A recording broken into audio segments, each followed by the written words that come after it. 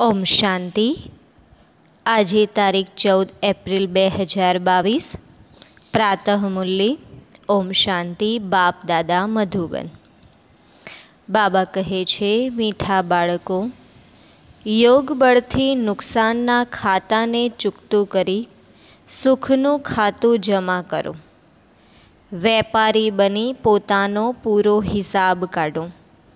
બાબા કહે છે, આપણું જે નુકસાનનું ખાતું છે એને આપણે યોગ બળથી ચૂકતું કરીશું, સુખનું ખાતું જમા કરીશું. જેવી રીતે વેપારી લોકો પૂરેપૂરો હિસાબ કાઢે છે એ રીતે આપણે પણ આપણો પૂરેપૂરો હિસાબ કિતાબ ચૂકતે કરવાનો છે.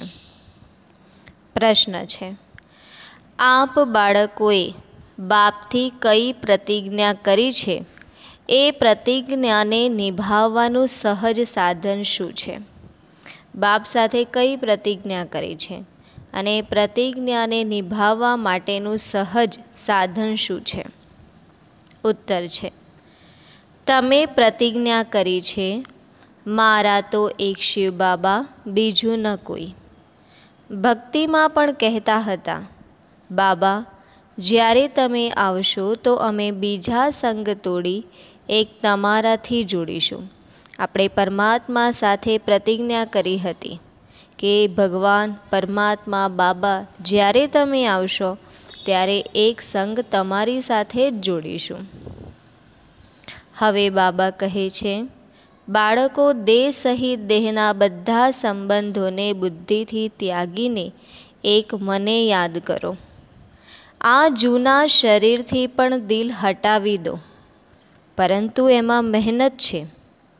બાબા કહે છે ને કે હવે દેહ સહિત દેહના બધા જ સંબંધોમાંથી બુદ્ધિ હટાવો, મને યાદ કરો, પણ એમાં મહેનત છે. આ પ્રતિજ્ઞાને નિભાવવા માટે સવારે સવારે ઉઠી પોતે પોતાનાથી વાતો કરો અથવા વિચાર કરો. હવે આ નાટક પૂરું થાય છે. સવારે અમૃતવેળા ઉઠીને સ્વયંની સાથે વાતો કરો, સ્વયં ચિંતન કરો, પરમાત્મા ચિંતન કરો. ગીત છે, છોડ ભી દે આકાશ સિંહાસન. ઓમ શાંતિ. બાળકો પોકારે છે કે પરમધામથી આવો. આ ગીત ગાયેલું છે પતિત મનુષ્યોએ. તેઓ પોતે એનો અર્થ નથી જાણતા. પોકારે પણ છે કે પતિતોને પાવન બનાવવા આવો, કારણ કે આ સમય છે રાવણ રાજ્ય. આ પણ બાળકો જાણે છે કે ભારતમાં દૈવી શ્રેષ્ઠાચારી રાજ્ય હતું. હમણાં તમે શ્રેષ્ઠાચારી બનવાનો પુરુષાર્થ કરી રહ્યા છો. બાપ કહે છે, બાળકો, હવે તમારે પાછા જવાનું છે. જૂનું પાપનું ખાતું ચૂકતું કરવાનું છે. વેપારી લોકો બાર માસ જૂનું ખાતું બંધ કરે છે. નુકસાન તથા ફાયદાનો હિસાબ કાઢે છે. હવે આપ બાળકો જાણો છો, ભારતમાં આપણે અડધો કલ્પ ફાયદામાં, અડધો કલ્પ નુકસાનમાં રહીએ છીએ. અર્થાત અડધો કલ્પ સુખ, અડધો કલ્પ દુઃખ મળે છે. એમાં પણ દુઃખ બહુ જ થોડું મળે છે, જ્યારે કે તમો પ્રધાન અવસ્થા હોય છે. વ્યભિચારી ભક્તિમાં ચાલ્યા જઈએ છીએ. બાપ બાળકોને સમજાવે છે, હવે તમારે ફાયદામાં જવાનું છે. નુકસાનના ખાતાને હવે યોગ બળથી ચૂકતું કરવાનું છે. તમારા પાપોનું ખાતું હવે કપાવવું જોઈએ, પછી સુખનું ખાતું જમા થવું જોઈએ. બાબા કહે છે, જે પાપનું ખાતું છે હવે ધીમે ધીમે ઓછું થવું જોઈએ અને આપણા સુખનું એટલે કે પુણ્યનું ખાતું વધારે જમા થવું જોઈએ. જેટલું તમે મને યાદ કરશો એટલું તમારા પાપોનું ખાતું ભસ્મ થશે અને પછી પવિત્ર બની ગીતાનું જ્ઞાન ધારણ કરવાનું છે. અહીંયા કોઈ ગીતા શાસ્ત્ર નથી સંભળાવતા. આ ગીતાનું જ્ઞાન ભગવાને આપ્યું છે. આ સમયે મનુષ્યોની બુદ્ધિ તમો પ્રધાન હોવાના કારણે બાપને નથી જાણતા, એટલે એમને ઓર્ફન્સ અનાથ કહેવાય છે. તમે સમજાવો છો કે ભારત પુણ્ય આત્મા શ્રેષ્ઠાચાર્યોની દુનિયા હતી, જેમના ચિત્ર પણ છે. ભારત સતયુગની શરૂઆતમાં ખૂબ સાહુકાર હતો અને જે ઇસ્લામી, બૌદ્ધી વગેરે ધર્મ છે શરૂઆતમાં હોય છે જ થોડા. ધર્મ સ્થાપક આવ્યા પછી જે પણ એ ધર્મની આત્માઓ છે તે આવતી જાય છે. જેમ જેમ ધર્મની સ્થાપના થાય છે તો બાબા કહે છે એ ધર્મની આત્માઓ એના પછી આવતી જાય છે. તેઓ કોઈ રાજાઈમાં નથી આવતા, પોતાના ધર્મમાં આવે છે. જ્યારે લાખો કરોડોના અંદાજમાં થઈ જાય છે ત્યારે રાજા રાણી વગેરે બને છે. અહીંયા તમારી તો શરૂઆતથી લઈને રાજાઈ ચાલે છે.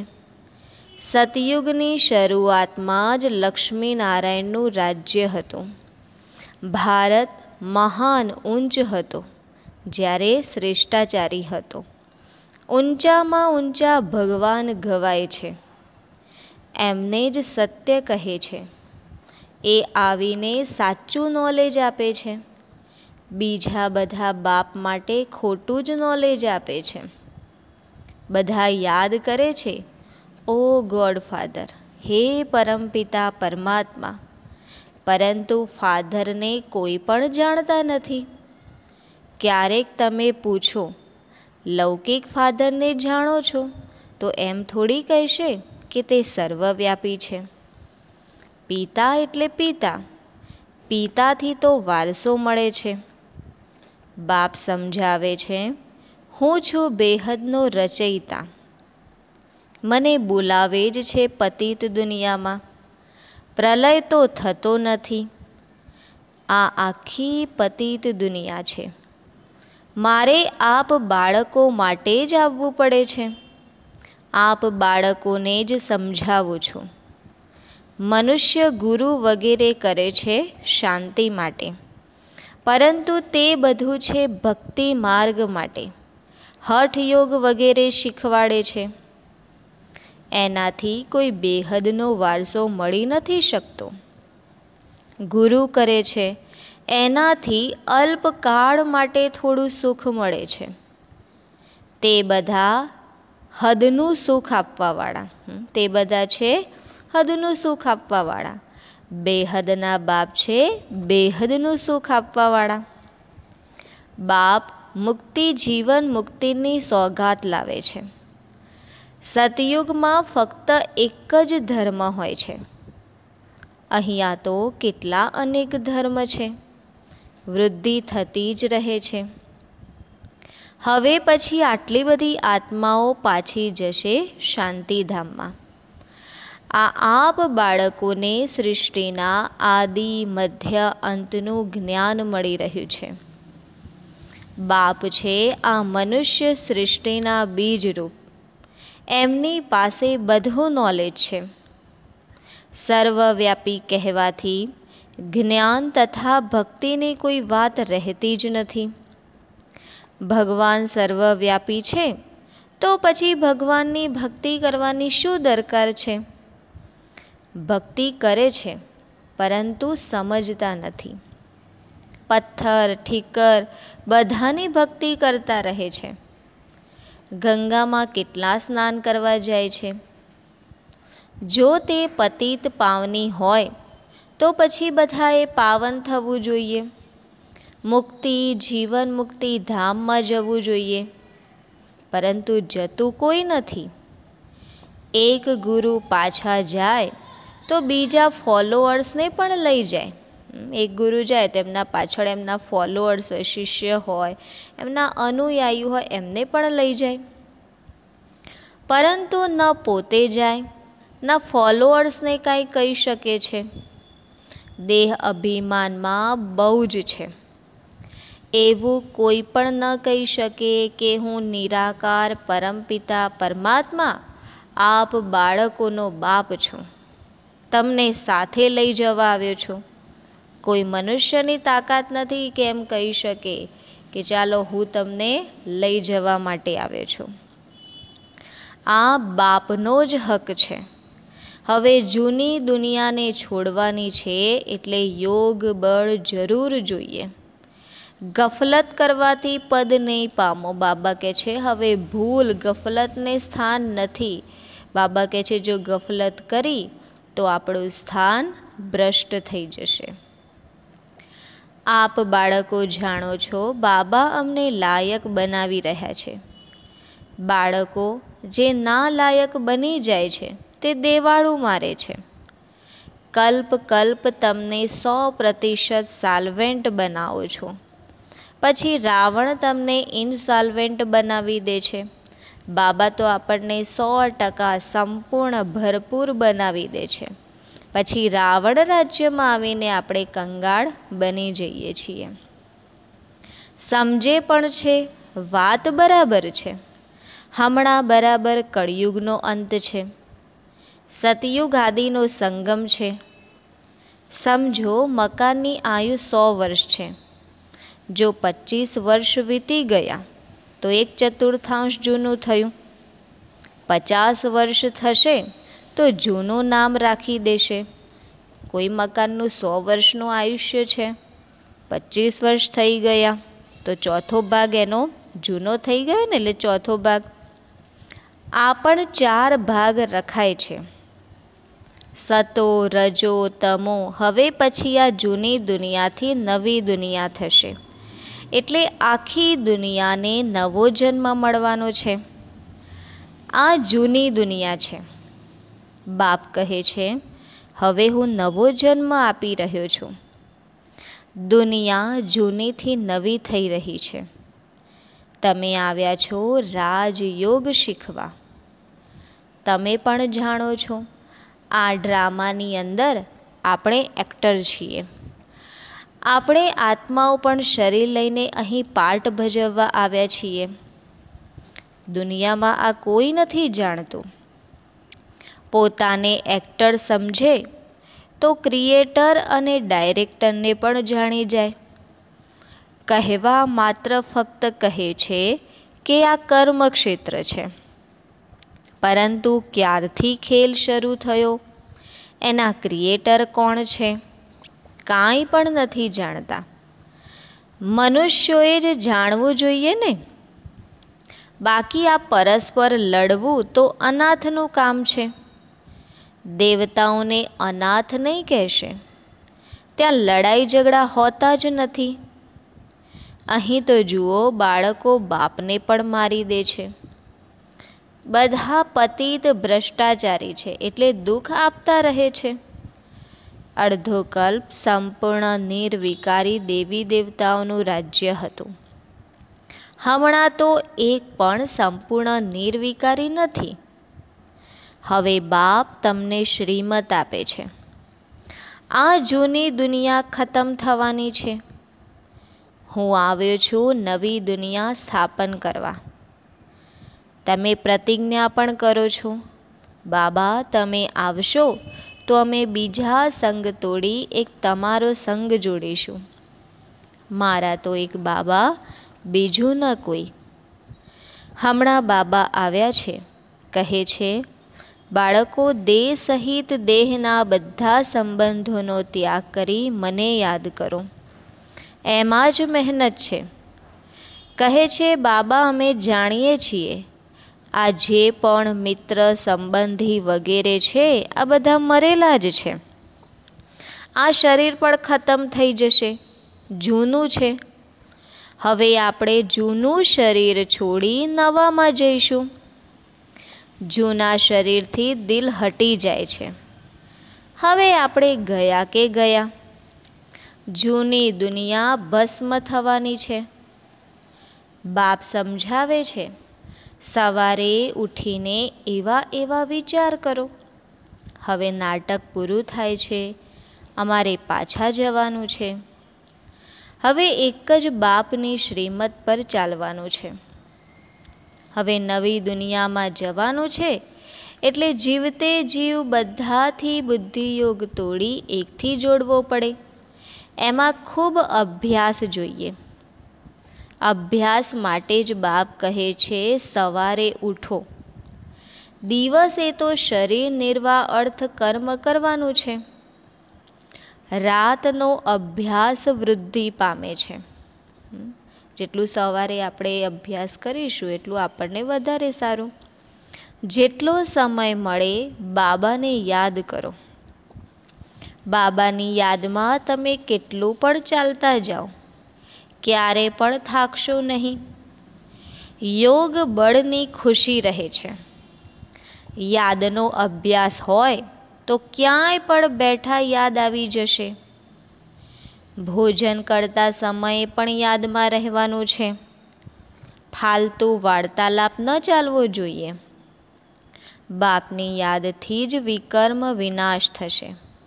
પછી અંતમતી સો ગતિ થઈ જશે. એટલે કે બાબાએ કહ્યું કોઈ પણ આપણે જગ્યાએ બેસેલા હોઈએ, પરમાત્માની યાદમાં બેસવાનું છે. જમતી વખતે પણ બાબાને યાદ કરવાના છે.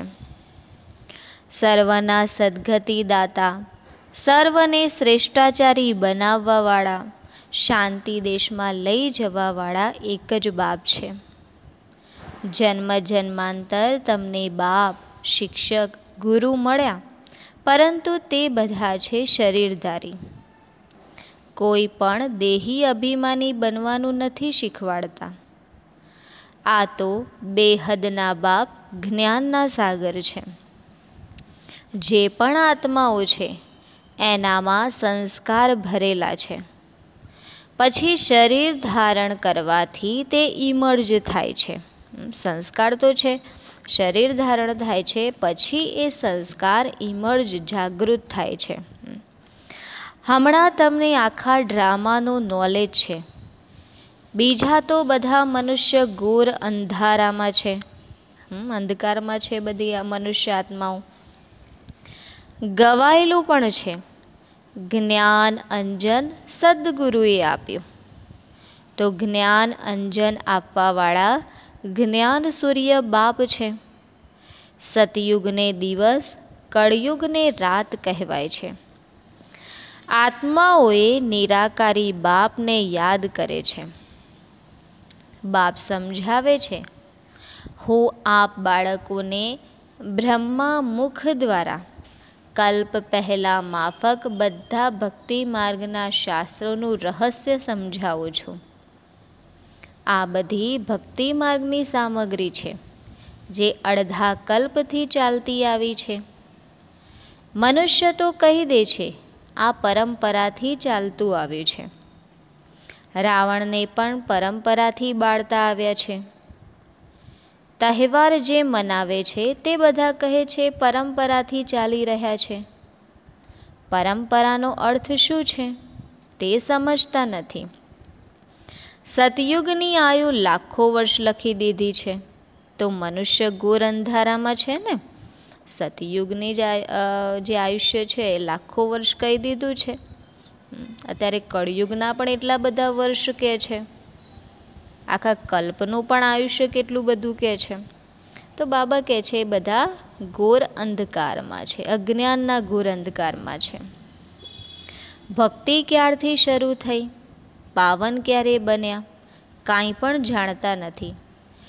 ભગવાન પતિતોને પાવન ક્યારે બનાવવા આવ્યા? કહે પણ છે ક્રાઇસ્ટથી 3000 વર્ષ પહેલાં સ્વર્ગ હતું, પરંતુ તો પણ અનેક મત છે ને. કેટલી મતો દુનિયામાં કામ કરી રહી છે. બાપ આવીને શ્રેષ્ઠ મત આપે છે. અત્યારે દુનિયામાં કેટલી બધી મત છે. બાબા આવીને જ આપણને શ્રેષ્ઠ મત આપે છે અને એ મત ઉપર જ આપણે ચાલવાનું છે. શ્રીમતથી તમે શ્રેષ્ઠ સો દેવતા બનો છો. રુદ્રમાળા પણ છે. રુદ્ર પણ નિરાકાર ભગવાન જ થયા. તે છે શ્રી શ્રી. અને શ્રી શ્રી છે એ ફક્ત શિવ બાબાને જ કહી શકીએ. દેવતાઓને કહેવાશે શ્રી અર્થાત શ્રેષ્ઠ. અને દેવતાઓની આગળ શ્રી લખાય. અત્યારે તો દુનિયામાં જુઓ, કોઈ પણના નામની આગળ શ્રી લખવામાં આવે છે. વાસ્તવમાં શ્રી એ શબ્દ દેવી દેવતાઓના નામની આગળ જ લખાય છે. હવે આપ બાળકો જાણો છો કે શ્રી શ્રી દ્વારા શ્રેષ્ઠ દુનિયા બને છે. બાપ શ્રી શ્રી છે, શ્રી બનાવવાવાળા. આ બધી વાતો યાદ કરવાની છે. કલ્પ પહેલાવાળા જ સમજશે. આ જ્ઞાન બધા ધર્મવાળા માટે છે. બધાને બાપ કહે છે, સ્વયંને આત્મા સમજો. બેહદના બાપથી કેટલું સુખ મળી રહ્યું છે. બેહદના બાપ આવીને આટલા બાળકોને એડોપ્ટ કરે છે, અપનાવે છે, જ્ઞાન આપે છે, એડોપ્ટ કરે છે. આ મુખ વંશાવલી છે ને, કેટલા અનેક બીકે છે જે પછી દેવતા બનવાના છે. આ છે ઈશ્વરીય કુળ. દાદા છે નિરાકાર. એમના બાળકનું નામ છે પ્રજાપિતા બ્રહ્મા. એમના દ્વારા એડોપ્ટ કરે છે. તમે બ્રાહ્મણ છો, શિવ બાબાનો પરિવાર. પછી વૃદ્ધિ થાય છે. હમણાં તમારી નંબર 1 બિરાદરી છે. તમે સર્વિસ કરો છો, બધાનું કલ્યાણ કરો છો. તમારું જડ યાદગાર મંદિર એક્યુરેટ બનેલું છે. અહીં તમે ચૈતન્યમાં બેઠા છો. જાણો છો અમે ફરીથી સ્થાપના કરીએ છીએ. ભક્તિમાં અમારું યાદગાર મંદિર બનશે. શિવ બાબા ન હોત તો તમે ક્યાં હોત? બ્રહ્મા વિષ્ણુ શંકર ક્યાં છે? હમણાં શિવ બાબા રચના રચી રહ્યા છે ને. બાબા કહે છે વિચારો, શિવ બાબા ન હોત તો આપણે ક્યાં હોત? બ્રહ્મા વિષ્ણુ શંકર ક્યાં છે? તો બાબા કહે છે વિચારો. પ્રજાપિતા બ્રહ્માનું ચિત્ર અલગ હોવું જોઈએ. ત્રિમૂર્તિ બ્રહ્મા કહે છે, પરંતુ એનો તો કોઈ અર્થ જ નથી. તમે જાણો છો પરમપિતા પરમાત્મા બ્રહ્મા દ્વારા સ્થાપના કરે છે. કરણ કરાવનહાર શિવ બાબા છે. આ બધી વાતો ધારણ કરવાની છે. શિવ બાબા પોતે રાજયોગ શીખવાડી રહ્યા છે, નોલેજ આપી રહ્યા છે, તો તે ધારણ કરવું જોઈએ. આમાં પ્યોરિટી ફર્સ્ટ છે, પવિત્રતાને પ્રથમ સ્થાન છે. હિંમત પણ દેખાડવાની છે. ગૃહસ્થ વ્યવહારમાં રહેતા પવિત્ર રહી દેખાડવાનું છે. કોઈ બાળકીને બચાવવા માટે પણ સ્વયંવર કરે છે, જેને ગંધર્વ વિવાહ કહે છે. પછી એમાં પણ કોઈ ફેલ થઈ જાય છે. કોઈ એવા પણ હોય છે જે લગ્ન કરી પછી પવિત્ર રહે છે. પવિત્ર રહી પછી નોલેજ પણ લેવાનું છે. ધારણ કરી બીજાઓને પણ આપ સમાન બનાવીને દેખાડો, ત્યારે ઊંચ પદ મેળવી શકો. આ જ્ઞાન યજ્ઞમાં પણ વિઘ્ન પણ ખૂબ પડે છે. આ તો બધું થશે. ડ્રામામાં નોંધ છે. ઘણી બાળકીઓ કહે છે, અમારે સાવકારી શું કરવી? એના કરતાં તો વાસણ માંજીને રોટલી ખાવી સારી છે. પવિત્ર તો રહેશું, પરંતુ હિંમત બહુ જ જોઈએ. પવિત્રતા માટે હિંમત બહુ જ જોઈએ. અચ્છા, મીઠા મીઠા સિક્કિલધા બાળકો પ્રતિ માત પિતા બાપ દાદાના યાદ પ્યાર અને ગુડ મોર્નિંગ. રૂહાની બાપના રૂહાની બાળકોને નમસ્તે. રૂહાની બાળકોની રૂહાની બાપ દાદાને યાદ પ્યાર, ગુડ મોર્નિંગ અને નમસ્તે. ધારણા માટે મુખ્ય સાર. પહેલી પોઈન્ટ, ભોજન કરતા સમયે યાદમાં રહેવાનું છે. ફાલતુ વાર્તાલાપ નથી કરવાનો. યાદથી પાપોનું ખાતું ચૂકતું કરવાનું છે. બાબાએ કહ્યું, ભોજન કરતી વખતે બાબાની યાદમાં ખાઓ અને બને ત્યાં સુધી કોઈ ફાલતુ વ્યર્થ વાતો ન કરો. જેટલું બાબાને યાદ કરીશું એટલું જ આપણું પાપોનું ખાતું ચૂકતું થશે. બીજી પોઈન્ટ, દિવસમાં શરીર નિર્વાહ અર્થ કર્મ કરી રાત્રે જાગી સ્વયં પોતાની સાથે વાતો કરવાની છે. ખ્યાલ કરવાનો છે કે આ નાટક પૂરું થયું, આપણે બધા પાછા જઈએ છીએ, એટલે જીવતે જીવ મમત્વ મિટાવવાનું છે.